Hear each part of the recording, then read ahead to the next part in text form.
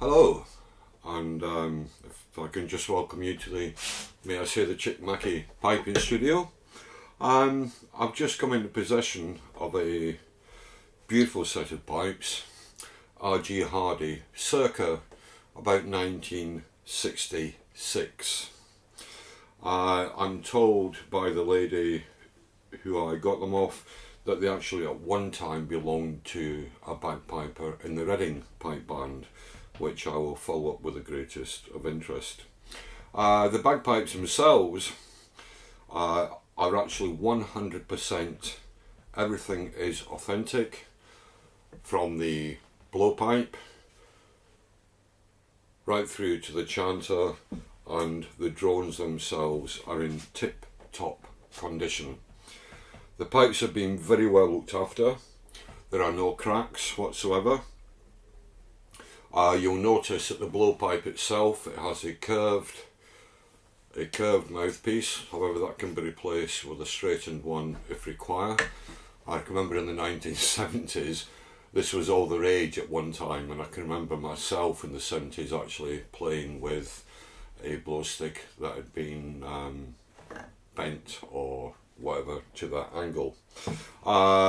There's a probably royal blue or dark blue velvet bag cover with a Gore-Tex bag, one of the original Gore-Tex bags, which is totally airtight.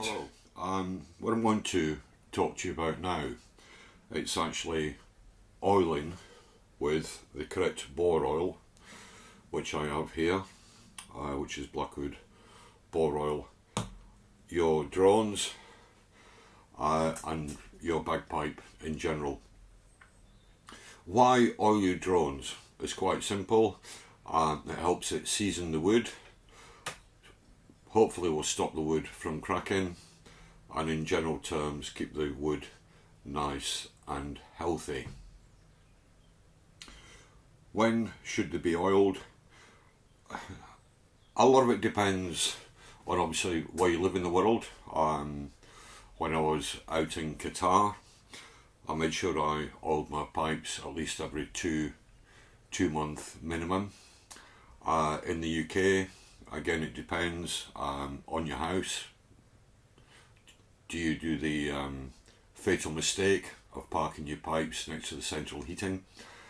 I always try and keep my pipes in the coolest part of the house. As a result of that, I will normally oil them at least once every 6 months, and then I will actually pull them through.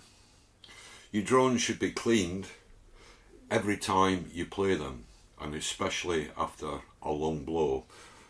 What I mean cleaned is simply not by oiling them, but taking all the moisture away from the drone with a drone brush, a nice soft drone brush, and that of course helps clean the drone and keep it nice and shiny.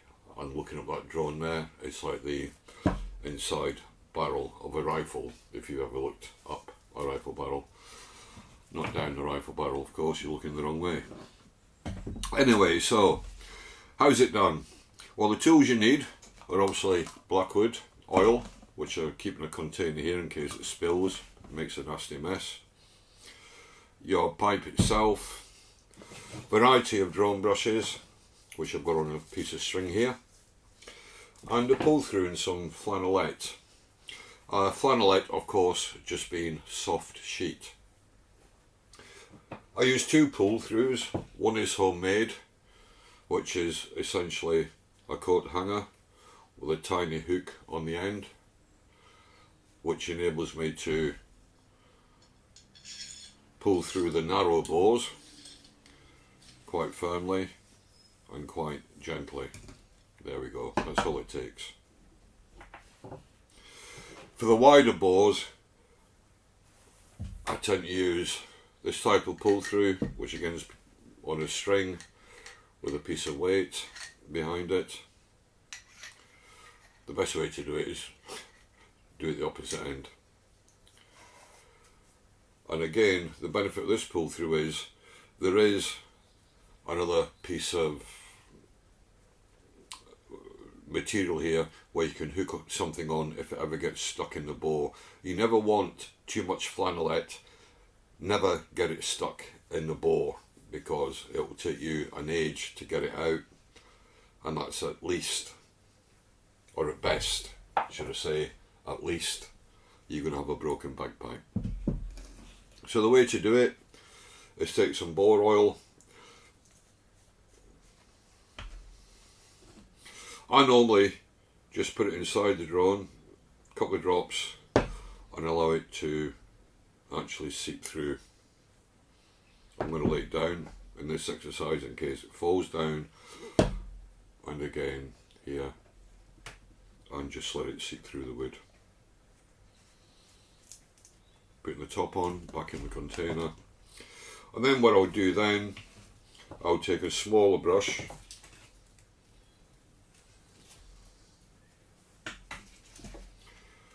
and just ever so gently push the oil through the drone part.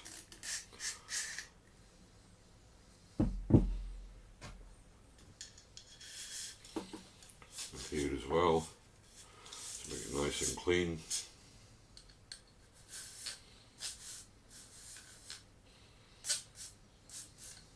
These rougher brushes are okay for once in a while, but I wouldn't recommend these rough bristled brushes longer than what you would have to.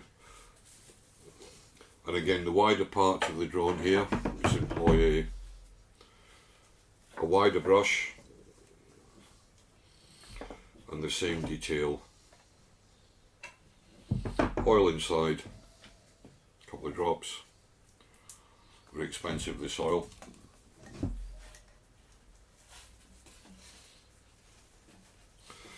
And there we go, all nicely oiled. Put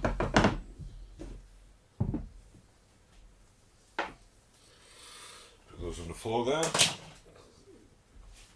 Now what I would do now is I would probably leave them in quite a while for the oil to soak in to the wood, so it's nice and oiled up there, nice and greasy. And then what I would do then, the next morning, I would then pull it through with this metal pull through I made. I'm not going to do it just now because I've just oiled them. And of course that will get rid of any residue. I use the formal blackwood oil. I have heard other pipers say that you can use a substitute, almond oil, for example. I'm not a chemist. I have used almond oil with success in the past, and you can buy that from any chemist shop, and it's a bit cheaper than blackwood oil. Just a little point. So that's it. That's it from me for just now. And the next thing I'm going to look at is actually hemping up your bagpipes. Of course, here I've only done 2 drones, but in reality you would do every drone, including the drone stock, the blowpipe and pipe chanter.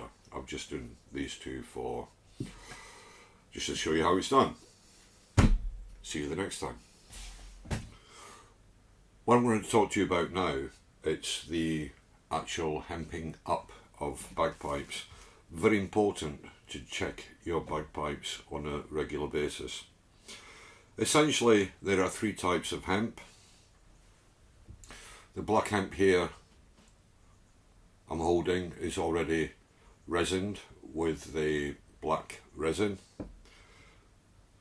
This hemp here, it's different quality, a bit thinner, and it's probably got beeswax or cobbler's wax already included with the hemp roll. On this hemp here, this is the plainer hemp, which is much more thinner. What I would recommend sometimes, and especially when you're starting to make bridles or settle in drones into the actual drone itself, I tend to use the old method, which is a piece of resin in leather, and all you do, just gently pull the resin or the hemp through the resin and keep going till it gets nice and black and nice and sticky. And as I say, that's the actual older method.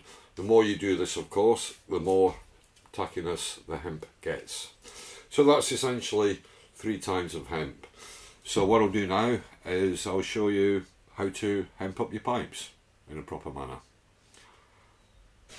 So the next stage of this operation, I'm just going to check the camera here, good, is to actually professionally re-hemp your pipes. Now this hemp that's already on here, it's already been what I would call been put on under pressure, and I'll show you what I mean by pressure in a second.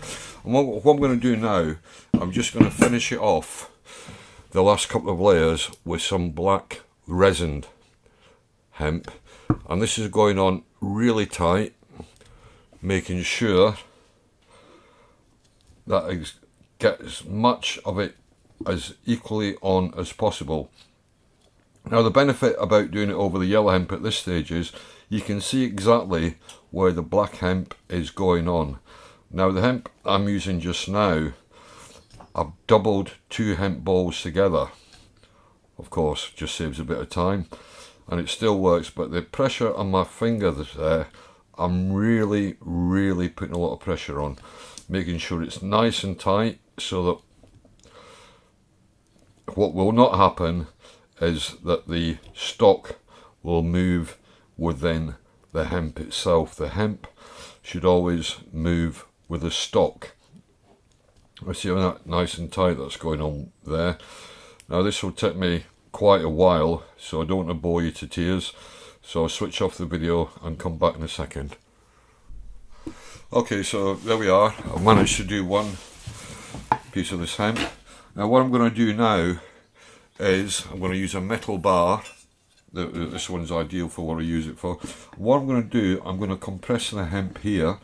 The drone itself is lying on a piece of wood to support it, and just very heavily turning this as I do it. What I'm doing, I'm just rubbing the hemp in to make sure, you see that it's smoothing off, to make sure that it's all nice and level. Remember Angus from McDonald's showing me this many years ago, and he used to say, if you get this right, you never ever have to hemp your pipes again. Have you got that? I said yes sir. So there's a tip for the top. If it's good enough for Angus, it's good enough for me, and it does work. You see now the hemp's laying nice and neat. What I'm going to do now, I'm just going to check it in the stock, see how it is. Now that goes in firm, but it's still twisting around. So what I'm going to do, I'm going to put another layer on that. Okay, well that operation has been successful. I always believe in cutting hemp with a pair of sharp scissors. I know some people do it with the teeth or just pull it, not for me. Now, believe you me, this will now go very tight in here. To help me put the stocks in, you may laugh, I use some of these grippy type gloves used by builders, for the simple reason is this is going to go in here tight. Not so tight that it will jam when it swells, but it's still going to be tight. Now that is as tight as what tight can be, but it's still firm and there's still some movement there. As I say, I use these gloves because it really helps me get hold of the drone and lock it in tight. Now that's not going to move under any circumstance. So what I'm going to do now is I'm going to carry out the same detail, but I'm going to do it on this stock here. Sorry, on. So that's the first wrap of hemp gone on. On the base run tuning slide here, the bottom joint, I'm actually using black resin hemp, for the simple reason being it's less likely to slip down with the weight of the base run. It's just a personal preference. You can of course use yellow hemp that's beeswax, and you see what I'm doing there, I'm just rubbing this in. In fact, this gives a much wider, no, I'll stick to that one. Just turning it, making sure it's all even.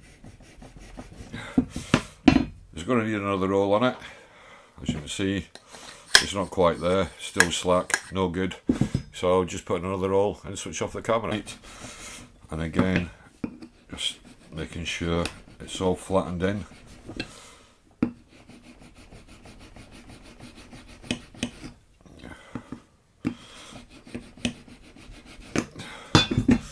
What I'll do now, just cut this off, pair of scissors.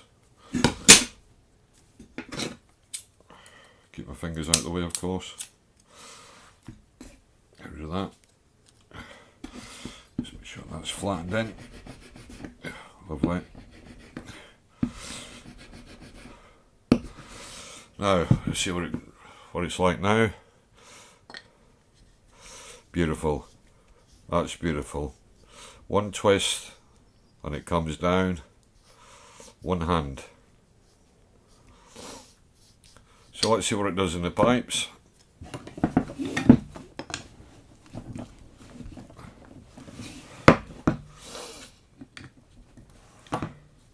There we go. Have you noticed that's just one hand that's turning that down? So any drone tuners that are tuning the band won't have to use two hands, only one hand. The other thing I firmly believe in as well, and it's just an observation, once you get this packet open, is that I firmly believe any drone tuner who's tuning a band should always use white gloves for the stocks, because their hands are all over the stocks, makes it much easier.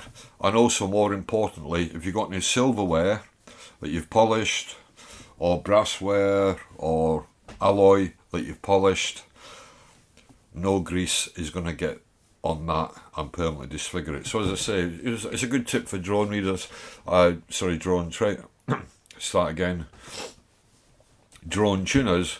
If you are a drone tuner, I would personally use white gloves, and you can grip that and it just pulls down beautifully, and there again you're not getting any hand grease on the pipes at all, and especially on the polished parts. This is my own bagpipe, and all I'm doing, I'm just taking a couple of bits of bucksheed drone off just to show you how to hemp the pipes. So that's one tip. If you're a drone tuner, use white gloves. We'll see who takes notice, not many. And that's it. As regards rehemping your pipes. See you next time. Okay, what I'm going to talk to you about now is the finishing of the rehemping of bagpipes. On the stock here, that protrudes from the bag itself, this is very, very tightly fitting. Not too tight that when the hemp swells that it will actually lock in. The only way to actually remove these is use some neoprene gloves, and they're very, very tight, and you find that will assist you. Notice the cane reed, I'll talk about that shortly on the next session. And just by locking these in, as I say, I find that these gloves help tremendously, and they're all very tight, but not so tight that you cannot get them off. When it comes to tuning drones in the band, and over the years I've done my apprenticeship as such, it's so important as a drone tuner that you are able to move the drone with one hand freely, like so. The top of the drone on the tuning slide should not be so tight that you need to use two hands. In actual fact, in some cases I've turned this and the whole drone has actually turned itself. So it's quite important that this, again, it's well fitting, nicely hemped up, nice and even, and you should just be able to twist it and it should be able to drop down, therefore being able to lock on with the other drone. And all these drones are exactly the same. As regards the actual chords here, once I find my ruler, the chords should be measured by about 6 inches. 6 inches from each drone side, or 7.5, which suits me from centre to centre. You notice there, they are spot on 7.5. The reason for that, more importantly, it looks very professional, and it also helps the sound umbrella, which, if you imagine just painted above the bagpipe itself, is an umbrella that forms a sound, and the tenor drones and the bass protrude against this sound and produce total harmonics. Well, that's enough from me on the first video, and on the second video I will talk about actually setting up the pipes, the pipe chanter, using the various types of tuners available, and hope you enjoy it. Thank you. Bye bye now.